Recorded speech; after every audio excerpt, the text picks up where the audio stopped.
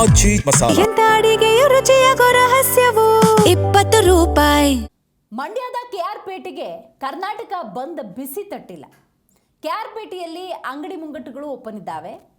ವಿವಿಧ ಭಾಗಗಳಿಗೆ ಬಸ್ ಸಂಚಾರ ಪ್ರತಿನಿತ್ಯ ಹೇಗಿರುತ್ತೋ ಅದೇ ರೀತಿ ಸಂಚಾರವಾಗ್ತಾ ಇದೆ.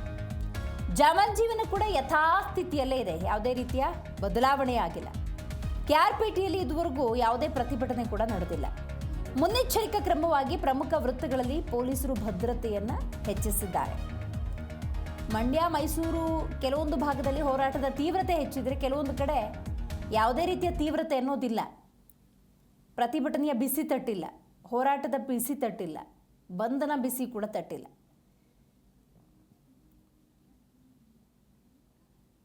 ರೈಟ್, ಈ ಬಗ್ಗೆ ಹೆಚ್ಚಿನ ಡೀಟೇಲ್ಸ್ ಅನ್ನು ನಮ್ಮ ಪ್ರತಿನಿಧಿ ಲಾರಾ ಪ್ರಸನ್ನ ನೀಡ್ತಾ ಹೋಗ್ತಾರೆ.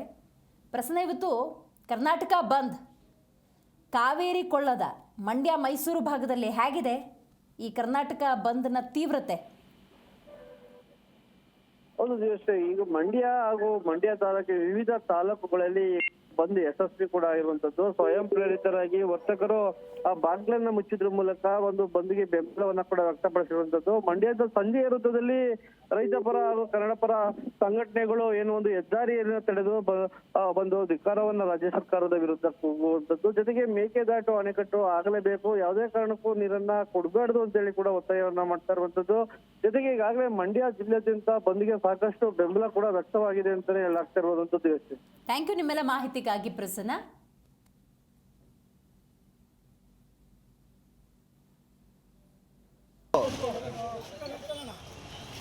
ರೋಜು